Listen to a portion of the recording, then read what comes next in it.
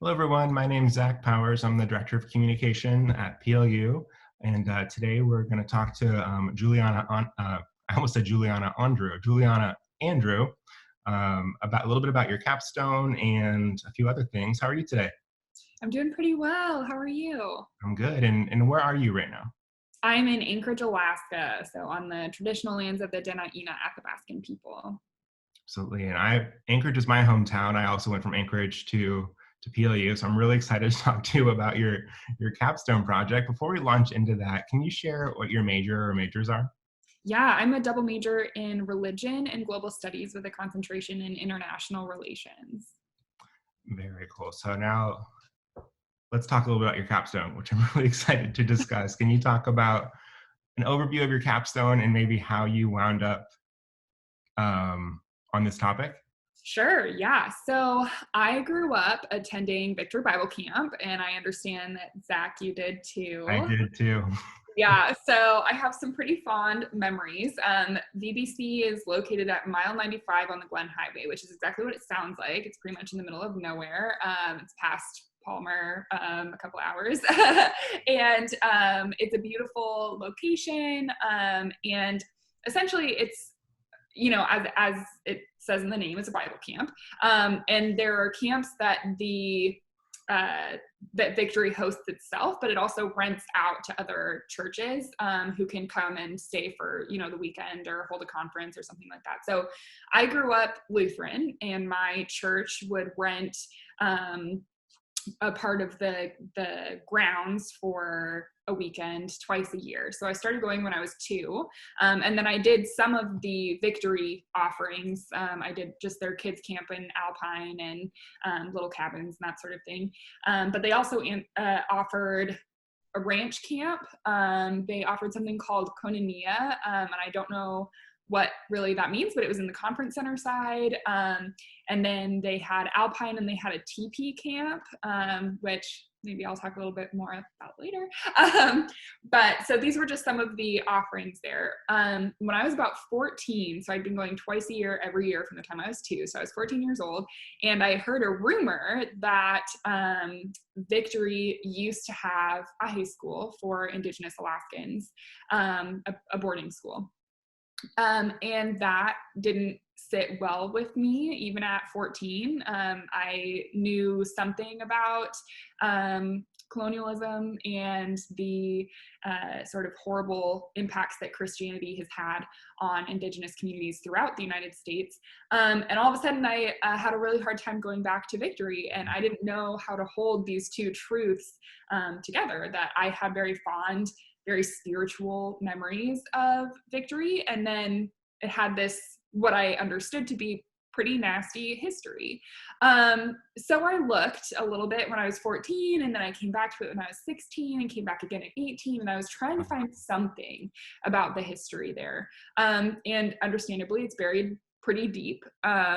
And it wasn't until I was working on my global studies capstone last semester that I found some archives with the help of Dr. Z in the global studies department at a college in Illinois.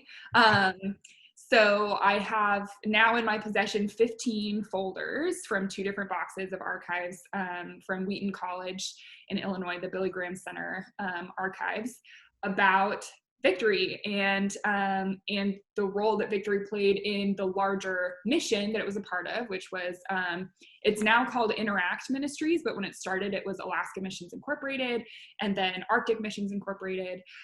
So essentially, my capstone is looking at the ways that Victory and the larger Arctic missions presented itself to different audiences. So prospective Indigenous students, prospective campers that were mostly white, and then different supporters, so prospective missionaries or members of Arctic missions. And I mean, that's just one small part of the huge story that is. So This is an ambitious capstone. I mean, it sounds like you're going a little above and beyond. yeah, it's a passion project. I think, I think that archival research I wouldn't be able to do it without the support of my advisor, who actually does a lot of archival research himself. It's Dr. Seth Dowland in the religion department. But typically, no, as a religion student, you're not in undergrad. You don't have to go out and find archives and like do any of that. It just kind of happens this way. What has been surprising or unexpected, either about what you've found or about the process of how much was there in the archives, or just kind of the process? Yeah. Oh gosh. There's a surprise around every turn. My favorite saying now is that there is a mob boss actually in our story of Victory High School and Arctic Bible Institute. So it was a guy named Jim Voss, who there's a movie called The Wiretapper that's about him. He worked for Mickey Cohen in LA, who's a big gangster back in the day. So he his story is that he converted to Christianity at one of Billy Graham's revivals in LA. He ended up coming to Alaska and founded Alaska Missions Incorporated with John Gillespie, who founded the school and the mission, and kind of he was, you know, the founding father of all of this. So I think that just goes to show the community, the network that the founder tapped into. You know, we're talking Biola and Moody Bible Institute and just kind of all across the US, this rallying cry in the 50s, even into the 40s, and then through the 80s. So the school was open from 1959 to 1982, which is pretty late in the game in terms of boarding schools. But its stated purpose was this Christ-centered education for Native Alaskan children to eventually bring the gospel back to their own people. So it's yeah, it's the whole thing is pretty problematic, as one might imagine. And I'm sort of seeing my role in this as just telling the story, putting it out there. It's not necessarily my story to tell. I just happen to have the resources right now. And the plan is actually to bring it on to a PhD and keep working with these archives for the next several years. Mm-hmm. So if people remember this video and they're really finding this as interesting as I do, they can look for the book in like 5 years. Yeah, exactly. 5 to 6 years for sure. Well, I don't know, I think a lot of folks probably in our alumni and student and staff and faculty community have been to camps like these. You know, Alaska's kind of unique because things are newer.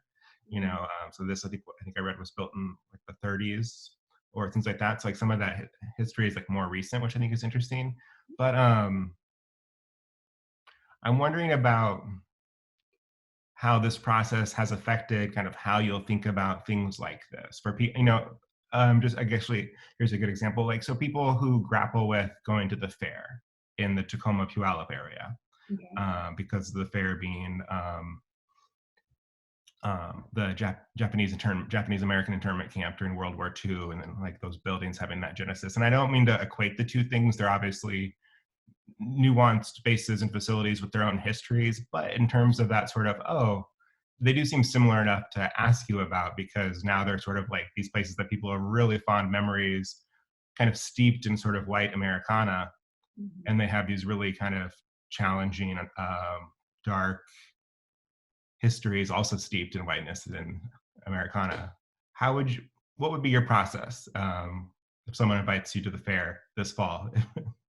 Beyond the COVID process? Yeah, that's a good question. And honestly, I'm still sort of figuring that out myself. Obviously, I am a white female in America, and in Alaska also, where, a lot of this is more recent. Oh gosh, I think the first step for me was really to do the research, to educate myself on what really happened here. Whose lands were these? Who, like, how did they even get the lands in the first place? And from there, I don't think that I need to discredit my good experiences there. I don't think that that's really beneficial to all of a sudden say, well, I'm horrible for having a good time, on these lands, because that's an experience that you have, that we have. What's problematic is when we, I think, elevate our experiences as white people on these lands that aren't ours, and then expect everything else to sort of fall in line and not disturb our happy-go-lucky time or whatever it is. And the answer for now, my tentative answer, is holding the two, like I said in the beginning, holding the two truths equally. That I had some wonderful experiences at Victory, making new friendships and going on hikes. And I mean, Victory is off the grid, so being away from, technology for a weekend or whatever, all of those were really formative experiences for me. And not everyone can have that experience. Not everyone has had that experience. And the history of Victory in that land needs to be told, so that it's not overwritten by the white Americana, as you put it, like so many other things. So I don't know if that answers the question fully. That's just sort of how I've been starting to address it.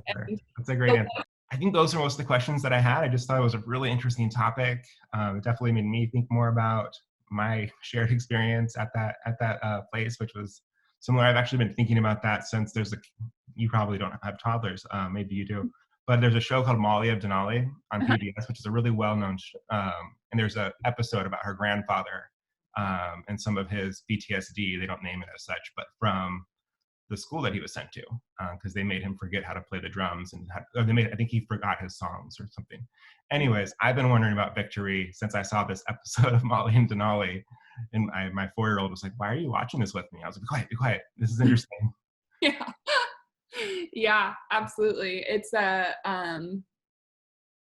it's a not widely discussed era in American history that deserves more discussion. And I mean, part of what makes Victory so interesting and disturbing is that when we think of these boarding schools, like what Molly's grandfather most likely attended or was forced into, we think 1800s, and Victory was happening in the mid to late 1900s. So a good century after, or a good at least half century after much of these government funded schools closed. And so Victory really was this evangelical Christian fundamentalist push to Christianize, evangelize, all of that, the indigenous populations of our country that isn't totally ours. So yeah, it's a lot. It's a lot to think about. I'm really excited that you were able to get into these archives and get into this. And yeah, thanks for sharing a bit about it. You mentioned grad school. Do you have a plan for next year? Are you still weighing some options? Anything you're ready to share? Yeah, so I am pursuing a JD PhD. So a JD is a Juris Doctor, so that I can practice law, and then a PhD to keep working with these archives. Like I said, I'm not really ready to let them go. So the plan is to work somewhere in the intersection of indigeneity and the law and religious history, just to keep looking at this and sort of the legal and social implications that schools like Victory have, and larger than just Victory, like the whole mission, and evangelical fundamentalist Christianity, across the globe. So we'll see. I'll either be in Washington or New York. Haven't figured that part out yet, but JD PhD is where we're going. Awesome. Well, best of luck, and I personally am going to be trying to bug Seth or someone who's keeping in touch with you to let me know if that book comes out, or let me know what we can read. And I might follow up with you afterwards to see if you'll send me a copy of your capstone. Yeah, absolutely. Later this spring, so I'd love to read it. Absolutely. All right, Juliana Andrew. Why do I want to say Juliana Andrew? I think it's because people think Juliana Andrew and they think like Julie Andrew or Julie Andrews, and it has to either be Julie Andrew or Juliana Andrew. Yeah, exactly. No, you're fine. Okay. Thanks for taking a few minutes. Yeah, absolutely. Thanks, Zach. Bye.